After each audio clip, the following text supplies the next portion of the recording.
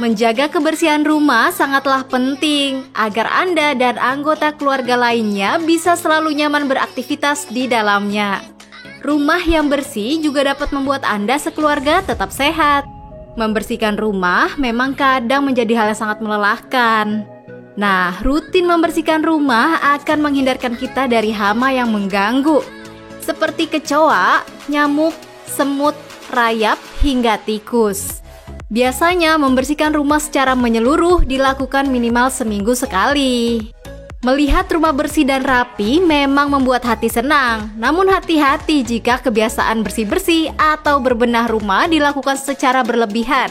Apalagi jika dorongan membersihkan rumah muncul karena adanya perasaan akan sakit parah atau celaka jika rumahnya kotor. Bisa jadi ini adalah tanda gangguan kejiwaan. Nah, apakah Anda suka menghabiskan waktu berjam-jam untuk membersihkan rumah? Merasa janggal bila posisi barang sedikit miring? Yuk simak jawabannya di Hidup Sehat hari ini.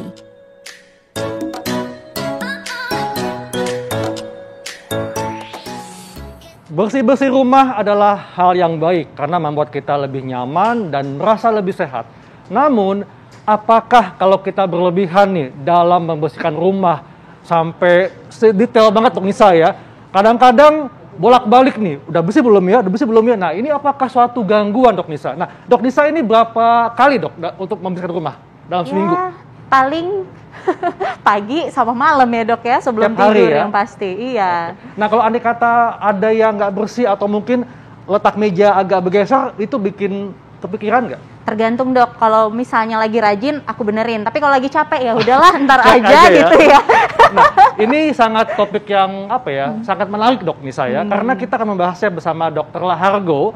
Dok, dokter kan mungkin sangat sering menghadapi pasien Dok ya, yang merasa itu hidupnya agak lengkap kalau belum melakukan pekerjaan sampai detail banget ya. Nah, Dok Nisa mungkin ada yang mau ditanyakan ke Dr. Lahargo? Ya, benar banget nih Dok. Mungkin perempuan ya, itu identik dengan suka bersih-bersih biasanya. Nah, ini banyak jadi pertanyaan adalah selalu ingin bersih-bersih rumah, terus merasa rumah selalu kurang rapi gitu Dok.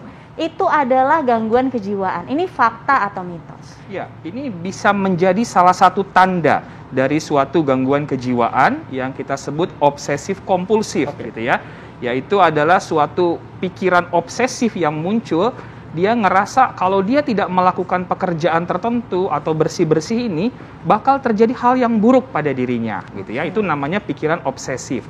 Baru akan menyebabkan munculnya perilaku kompulsi, yaitu perilaku berulang-ulang seperti tadi, membersihkan berulang-ulang, kemudian menyusun barang harus tepat, presisi, harus pas benar gitu ya.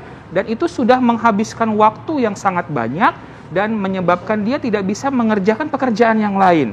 Relasi dengan orang lain pun jadi terganggu. Orang yang ngelihatnya jadi capek gitu ya. Dan dia jadi nggak bisa mengerjakan pekerjaan-pekerjaan yang harusnya membuat dia bisa lebih produktif. Nah, itulah yang kita sebut sebagai obsesif kompulsif.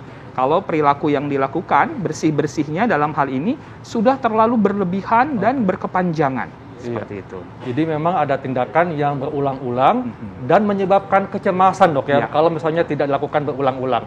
Nah Dok, ini ada juga kalau misalnya nih ada orang yang tiba-tiba menjadi stres kalau perabotan rumahnya bergeser sedikit dan itu betul-betul membuat dia ingin melakukan kembali berkali-kali, berulang-ulang. Nah, ini bisa menyebabkan dia mengalami gangguan kejiwaan. Ini fakta atau mitos Dok? Itu fakta gitu ya. Karena ketika kita kemudian melakukan perilaku kompulsi, gitu ya, sebenarnya dasarnya kita mengalami stres, kita mengalami suatu kecemasan, mengalami suatu kekhawatiran. Karena kalau ini tidak kita lakukan, bakal terjadi hal-hal yang kurang baik dalam kehidupan kita. Seringkali yang kita pikirkan itu juga hal yang nggak masuk akal malah, atau magical thinking gitu ya. Contohnya ada beberapa, misalnya pasien saya, dia cuci tangan berulang-ulang gitu ya. Nah, dalam pikiran dia, kalau dia tidak melakukan ini, nanti akan ada kuman dalam tangannya. Nanti kuman ini akan masuk ke makanan yang dia olah. Dan ini akan menyebabkan anak dan suaminya menjadi sakit. Kalau udah sakit harus dirawat, bisa meninggal dunia. Nah, sampai sejauh itu pemikiran obsesinya. Sehingga, dan itu munculnya repetitif, berulang-ulang, terus-menerus muncul dalam pikirannya. Dan itulah yang mendorong dia melakukan perilaku kompulsi, perilaku berulang-ulang, yaitu cuci tangan. Begitu cuci tangan sekali, udah bersih belum ya? Kayaknya belum, dia ulang lagi. Karena obsesi itu mengganggu dia, bikin dia stres dan bikin dia cemas. Selain perilaku kebersihan, perilaku obsesi yang lain, kompulsi yang lain juga misalnya mengecek pintu berulang-ulang gitu betul. Ya. Misalnya udah dikunci nih, kayaknya belum nih, kunci lagi gitu ya. Buka, kunci lagi, atau ngecek kompor gitu ya. Udah dimatiin belum tadi ya? Cek. Udah keluar rumah nih, bisa masuk rumah lagi, ngecek kompornya lagi gitu ya. Atau juga menghitung, counting gitu.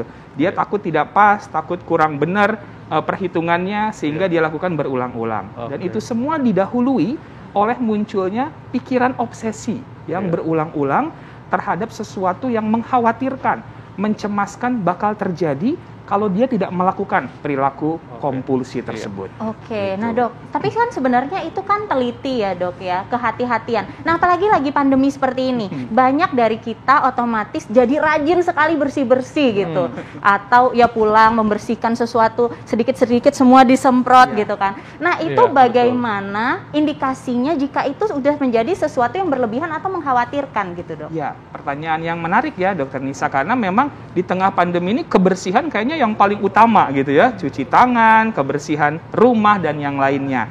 Nah, indikatornya adalah kalau perilaku bersih-bersih yang kita lakukan itu sudah menimbulkan penderitaan bagi kita. Penderitaan tuh gimana? Kalau nggak dilakukan dia jadi berdebar-debar lebih kencang, nafasnya jadi pendek, asam lambungnya jadi naik, dia jadi nggak bisa tidur, gelisah mondar-mandir tidak menentu, dan itu bikin dia nggak produktif, nggak bisa bekerja dengan baik. Dan dia perhatian kepada keluarga, anak-anak, suami atau istri menjadi terganggu. Nah, kalau gangguan itu sudah muncul, inilah yang kita sebut gangguan obsesif kompulsif. Ya, jadi ini sudah merupakan suatu gangguan kejiwaan dan perlu diberikan penanganan yang cepat dan tepat. Oke, OCD ya dok ya? OCD, ya. Nah, dok, bagaimana dengan sifat perfeksionis? Jadi ingin segala halnya sempurna, bahkan tidak percaya dengan pekerjaan orang lain. Apakah ini sudah merupakan gangguan kejiwaan? Fakta atau mitos, dok? Nah, hal yang seperti itu kita sebut adalah suatu kepribadian. Nah, kepribadian itu dia terbentuknya bisa dari genetik, pembawaan dari kromosom sifat dari orang tua kita, bisa juga dari lingkungan yang membentuk kepribadian. Dan kepribadian itu sifatnya menetap gitu ya, dan biasanya kita bisa prediksi bakal seperti ini pola kepribadian yang dia tunjukkan. Nah, dalam hal ini ada yang namanya kepribadian obsesif kompulsif. Nah, ini ciri-cirinya adalah orang yang terpaku pada aturan, keteraturan, kemudian tata tertib, dan biasanya kalau ada hal yang tidak sesuai dengan apa yang dia pikirkan yang menjadi standarnya, dia merasa tidak nyaman dan akan berusaha terus untuk membuatnya lebih teratur. Orangnya juga dikenal keras kepala gitu ya. Kalau misalnya ada orang yang melakukan sesuatu nggak sesuai dengan yang dia inginkan, dia akan kritik, akan protes gitu ya, sehingga orang sekitarnya bisa jadi tidak nyaman. Tetapi yang namanya kepribadian sebenarnya adalah usaha seseorang untuk bisa beradaptasi dengan lingkungannya.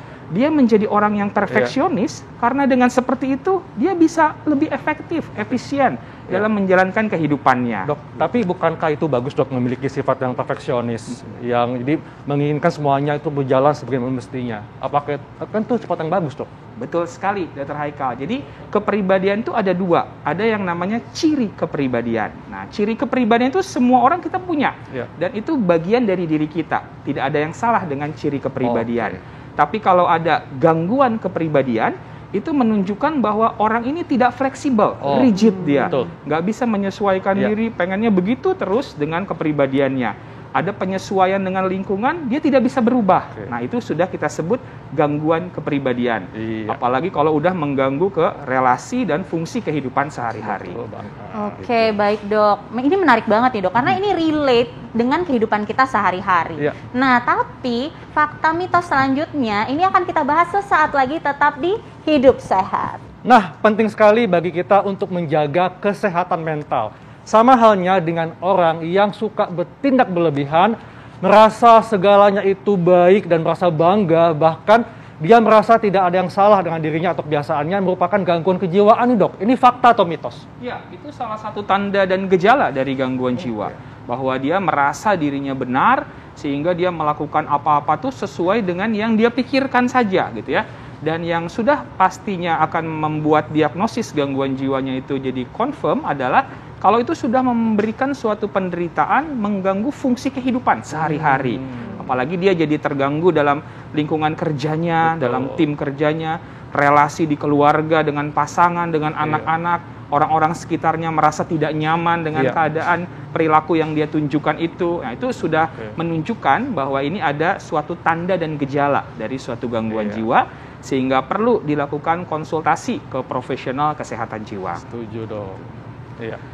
Oke, baik. Apa nih tipsnya dok? Kalau seandainya kita sudah kita kadang nggak sadar nih, kalau kita tuh ternyata mengalami OCD atau Obsessive Compulsive Disorder. Betul. Nah, itu gimana dok tipsnya? Ya, jadi Obsessive Compulsive Disorder itu memang suatu gangguan kejiwaan gitu ya, yang perlu kita kenali tanda dan gejalanya. Jadi kalau tadi kita ada muncul gejala-gejala, ada pikiran obsesif yang berulang-ulang berlebihan, takut begini, takut begitu, kalau melakukan sesuatu tuh harus presisi, harus sesuai, dan itu memicu munculnya perilaku kompulsif yang berulang-ulang. Di kamar mandi bisa sampai 2-3 jam membersihkan diri, cuci tangan sampai berpuluh-puluh kali, ngecek pintu sudah jauh keluar dari rumah, balik lagi, itu sudah mengganggu sekali. Segeralah coba kita validasi, oke, berarti ada yang kurang pas dengan diri saya. Dan kita tidak usah merasa takut, merasa khawatir yang berlebihan. Karena it's okay not to be okay dengan kondisi kesehatan jiwa kita gitu ya. Setuju. Dan kita coba untuk melakukan regulasi dengan cara cerita kepada orang yang kita percaya, kemudian juga bikin journaling misalnya, menulis, bikin diary, sehingga kita bisa mengekspresikan diri kita, lakukan berbagai teknik misalnya relaksasi, seperti tarik nafas dalam, hembuskan pelan-pelan. Kalau itu belum membantu, tarik tunai dan pergi jalan-jalan. Betul. Setuju banget dok. Benar banget. Berarti dok, tadi gangguan pada obsessive compulsive disorder itu biasanya 3 ya cirinya ya dok. Betul. Melakukan pengecekan ke suatu hal secara terus-menerus. Checking ya. Dan melakukan pembersihan gitu ya, bersih-bersih terus. Dan juga counting, yaitu kita harus melihat segala sesuatu itu dengan presisi yang pas seperti itu. Baik dok, terima kasih informasinya dok. Terima kasih dok. Wah, nggak terasa ya 1 jam kita sudah membahas semua hal ini, dan saatnya kami pamit. Dr. Haikal, Dr. Tengku Anissa, Indonesia hidup sehat.